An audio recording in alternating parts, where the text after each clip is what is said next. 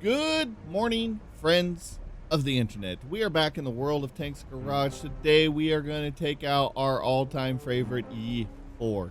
This thing is just a beast. If you know how to play this tank can cause some serious damage. The problem that I face with it sometimes is you want to play it kind of like a heavy tank, and you can get yourself in trouble very quickly. Unlike the E5, the turret, or the, not the turret, but the actual cupola is actually a weak spot on it. So people can pin it if they are really good at what they're doing. They can also actually hit the front pockets of the tank, of the turret, in between the mantlet and the turret itself. If you're pivoted just right, they can sink a shell into there. So it's one of those tanks you want to kind of keep at distance, at range. You want to make sure everybody kind of, they don't see you, but you see them, or somebody else sees them and you can shoot them. So, and then you could just lay the hammer down like Thor does. Just crush them with the sheer, like, cannon of this gun can just devastate your teams. I've usually play this tank like when there's ops available that like require like a bunch of kills. I'll play this tank because it's one of those tanks where you can roll out there, see an E5. The E5 can get somewhat weak, be down to about 60% of his health, and then all of a sudden you blast him and just end his life. So it makes those ops really easy. So with that being said, let's take this beast out, get its tracks a little muddy, see if we can find a good solid fight for it to get in. So let's go ahead and jump into a match, shall we? Alrighty, guys, let's see what we got here. This is going to be a pretty good match for us, I think. Couple E5s, E4, 183, couple E4s. Gotta be careful. I mean, this is a pretty thick lobby of quality tanks. So, I'm going to do my usual kind of maybe push over to the left-hand hill, try to see if maybe I might get shots across the middle of the map. I used to go to the right, but since they kind of redesigned this map, I really don't go out that way, because there's not a lot of cover. You got to kind of set back. You got to kind of rely on an extra set of eyes to run out there for you. With a couple 183s and some E4s on the board, no cover, I don't really want to get out there and potentially get spotted myself and take a big hit, which would cause a lot of our hit points to go bye-bye really quick. So I think I'm a little more confident going up onto the hill here, using the hill for cover from everything down, kind of down at their base and on top of the hill. And then we can kind of maybe take some easy, quick shots out across the middle of the map, maybe get control of the hill, and then we can maybe from there start shooting down from the top. But for the most part, I think this is going to be the safer play for us. Looks like these guys kind of pushing like they're going to go into town for some reason. I'm starting to see that as kind of a, oh, nope, they decided to turn at the last second. I started to see that as kind of a trend here happening lately from the other side, where they kind of push the middle of the town, which I'm not quite sure. I mean, granted, there's no artillery, so if they get spotted, they just basically could use some of the buildings for cover and whatnot. But for the most part, I always felt like town is kind of a risky play itself. I don't know what this tank alongside me is doing here. It keeps cutting me off and bumping into me. But that's okay. I'm going to let him just go up here and do his thing. Hopefully he'll get up this hill and get out of our way. He's going to be a little bit faster, I think, going up this hill possibly. So we're just going to keep plugging along up here. We got to get up to the top of this hill as well. Get some eyes on some stuff and see if we can, find a couple of these E4s and some 183 and maybe get a shot or two into them. So, then as I'm rolling up onto the hill here, I start to notice that we got this little light tank, or this medium tank, way over here pretty close. And I'm like, he's a pretty soft target. And look at this guy. Here's what I was exactly talking about. An Object 430. I take a quick snapshot at him. That was a bad shot on my part. I should have zoomed in. And then all of a sudden I see this E5 over here. So now I'm trying to negotiate, like, how close are these guys? Then an E4 shows up. I'm like, So here's what I was talking about with this trend. These guys seem to be pushing over here. So I see this E5 and I'm like, okay, and I'm trying to get a nice shot on his lower plate. He starts to pivot, gives me the side of his tank, which was a mistake. And look at that. We hit him hard and look at that thing just bleed out all over this battlefield. I'm loving that. No fire extinguisher. Thought he was in good shape. Gave me the side of his tank, which was a huge mistake on his part.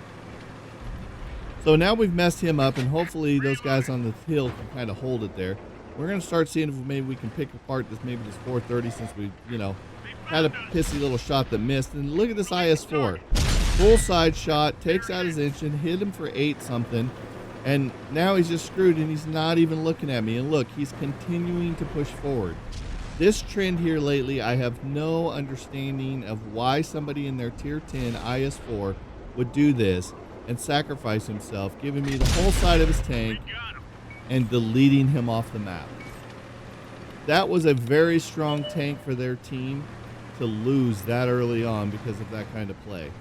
Now we've got another E5 over here that I see is full health. So now we know where both of the E5s are.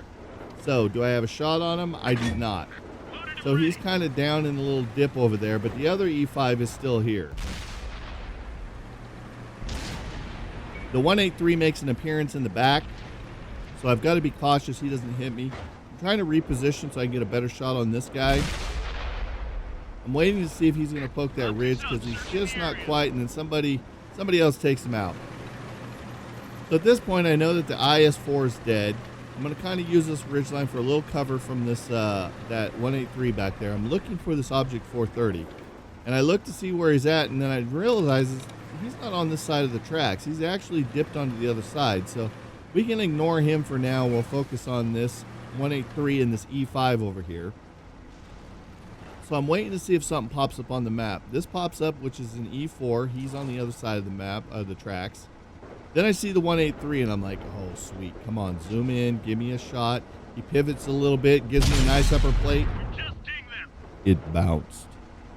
What? What? It bounced? I was just floored by that. So I'm going to zoom back in. I'm hoping he stays there and gives me something to shoot at. And I'm thinking to myself, no, don't pivot. Oh, yeah, wait. That's better. Give me the whole side. There it is. Oh! And he pulled forward, and I missed.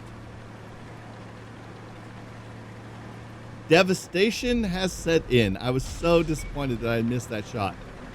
And the other one had bounced. But we do have a T10 being a little silly and setting wide right out in the open. His track's down, so we're going to go ahead and zoom in, get a nice clean shot of 818 on him.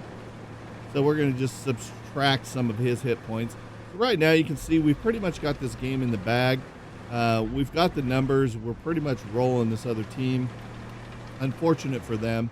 I see the E5. He's still fairly healthy, but I'm worried about that 183. And then I see the 183. It's kind of dipped onto the other side of the track there.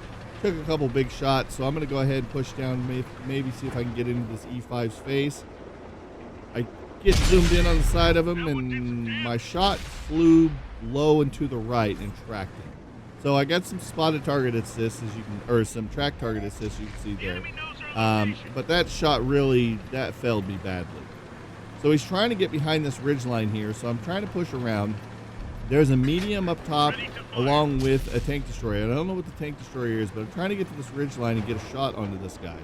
He pivots, he turns. I'm thinking I might be elevated enough to get a shot down on him, but his hole was kind of sticking up, so he's able to get a shot into my track.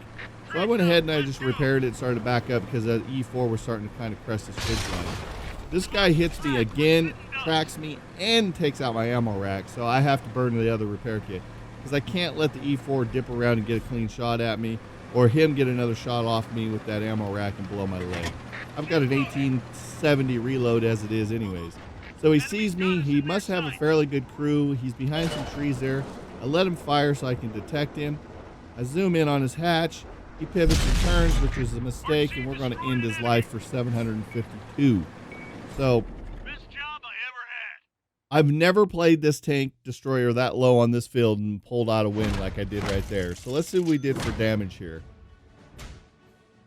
We did 5,050 damage. We assisted with 1289 and we blocked 400. We had 5 pins and only destroyed 1 tank and only detected 1.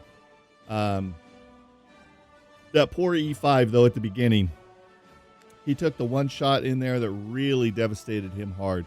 You can see their tank destroyers and their tanks did not do well on the other team.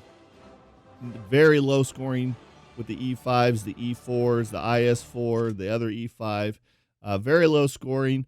We hit 10 shots, or we shot 10 shots. We hit 8 and we only pinned 5. So only 5 of our shots actually pinned.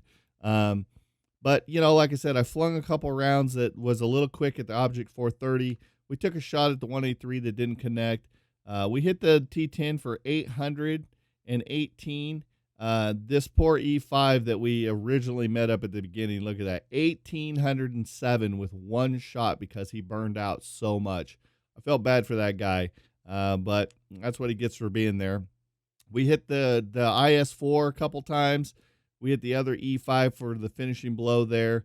A couple of these tanks we didn't do any damage. We just kind of saw them and whatnot. So I'll take it. 5,050 for a win in the E4. I love playing this tank. It's just, if you can get in a groove, kind of keep it ranged, keep it safe. I mean, you could see we lost a couple hit points very quickly to an E5 that was shooting from below us there and was able to damage us really quickly. So that's one of those things you really got to watch out with the E4 is if something gets into your face a little too much and you get a little too close, you can get in trouble very quickly. I mean, 2 shots from him and we was down over half of our hit points. So, but overall, this tank, as you can see, can have an E5 come up, get a little too aggressive, get a little too ballsy on the battlefield, turn his tank just wrong, and blast him and do that amount of damage. And like I said, we did somewhere like 1,800 on that IS-4 with 2 shots and took his motor out twice.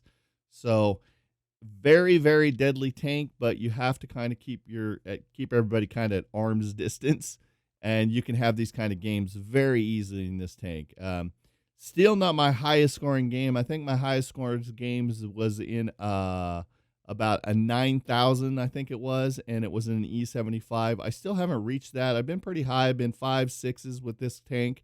I'm waiting for the day that I can pull off a very high game in this, but it's very difficult with the long reloads and you know, a very dominant team like we had that really rolled the other teams. So you've got to, everything's got to kind of, the stars got to kind of align to get those kind of games in these tanks. So, but with that being said, guys, I hope you guys really enjoyed this episode. If you did, hit that like button. If you're new to the channel, hit that subscribe button. Also, you can follow us on Twitter. That way you know when we're posting new YouTube content and we're live streaming. If you haven't checked us out on Twitch or YouTube Gaming, come hang out. Be part of the audience. If you're new to those channels, smash those follow buttons. So until next time, guys, thanks for hanging out with me. Thanks for the support on the channel and the series.